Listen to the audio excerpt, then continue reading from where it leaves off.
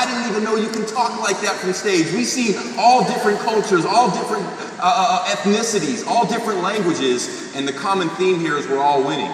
And I just want to share with you guys a little bit about my story and then a couple of ideas on kind of what inspires us every single day. But I will tell you, all the leaders up here, nobody here is a self-made millionaire. We're all team-made millionaires. And how awesome is it to have success with your team and grow together and everybody has fun together. And like Eric Olson talked about last night, helping other people is going to help you get to where you want to go. But I remember my first job. I was 15 years old and I got my first job. I was excited, and I was in the corporate system because I was told to go to school, get good grades, get a good job. And I go there, and then all of a sudden you start to work, and then you start to realize, is this all there is to life? And I'm 15 years old, and I realized I got 50 more years of this. And a lot of people get institutionalized. You know, unfortunately, a lot of the people that I was around that didn't have fathers in their life, I seen them as good kids growing up. You know, we played baseball, we played basketball, we played football, and all of a sudden they went to prison based on the street life and based on the environment we were around, and they came out a different person. And the only word I can use is institutionalized.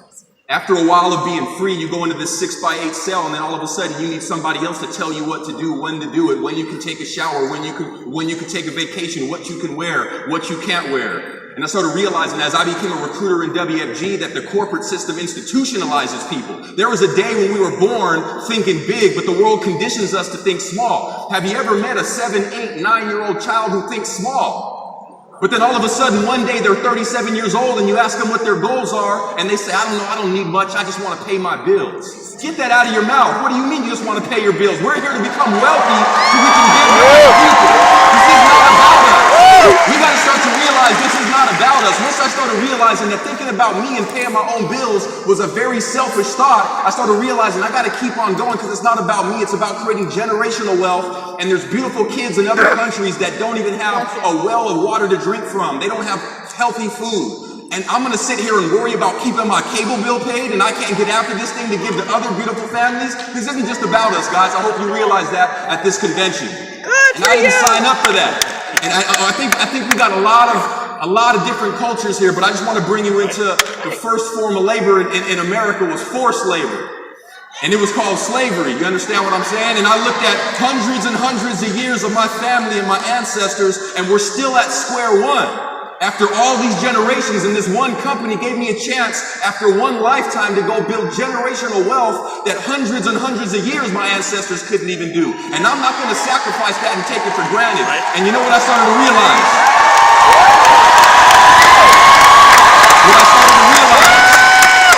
I started to realize that the word corporation sounds an awful lot like plantation. And I was 15 years old, and I remember this in the history books. The word salary sounds an awful lot like slavery. They pay the position, not the person. And I started thinking, nobody even realizes it. I was reading a quote by Harriet Tubman, and she said, I've helped free thousands of slaves, but I would have freed thousands more if they had only known they were slaves. How many people are recruiters and you understand exactly what she meant hundreds of years ago? They don't even realize it. We get it though. We understand.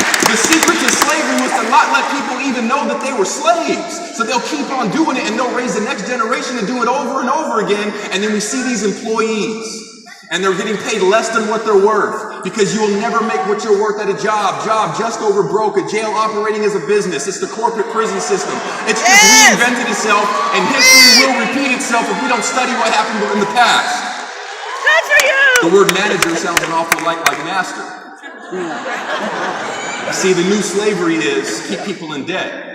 I started to realize as I was going to school, they were turning me into a revenue system for the internal revenue system. I was a tax generator. And then I go to a corporation and I buy products that I don't even need. And then we find these precious families at 65, 70 years old with their pockets inside out. They made millions of dollars, made $1 million or so, 1.5 in their whole lifetime and have absolutely nothing to show for it. And I started thinking, man, I'm not going to sign up for that. I'm not going to just sit there and take it. I'm going to fight back.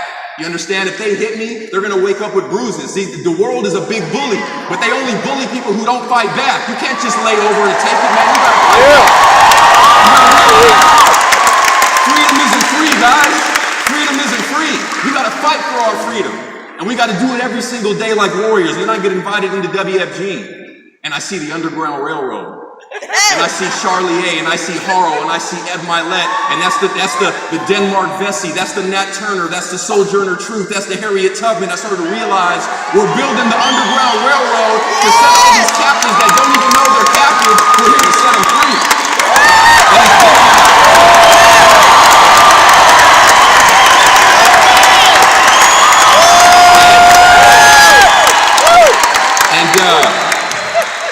And I come in and I didn't know anything about what they said. I was living with my dad. I was 24 years old. I was broke. And I heard the term 401k get tossed around and thought it was a marathon. I didn't know what a 401k was. Didn't know anything. I didn't even have a bank account when I come to the meeting. I didn't even know how to tie a tie. I heard them throw around the word mutual fund, and I thought mutual fund was something you did with your girl on the weekends. I didn't know what it was. I signed up for that though. I hear them say the word stud. And I can only imagine if I went to my neighborhood and called one of my friends studs. We about to be fighting. You don't just call somebody a stud. You're about to be fighting. I hear him say awesome, and I thought, awesome? I've never used that word a day of my life. I see high fives. You know, we used to give dap, and I'm giving high fives. And I'm like, this is kind of weird, but I don't know. I come here and I hear the term, you got to sell out. And as a black person, you realize we're not supposed to sell out. Right? It feels good, but I don't know what to say. And then eventually a week goes by, 2 weeks goes by, and you're like, man, call me a stud, man. Tell me I'm awesome. Just give me a call, man. And then WFG becomes who you are. And WFG, guys, is like, you ever go to a fairground where they have those mirrors, and if you're kind of big and stocky, it makes you look long, you know, tall and lanky? Or if you're tall and lanky, you can go to a mirror and it makes you look thick and stocky. Have you ever been to one of those fairgrounds? Yes. Well, that's not WFG. All right, WFG is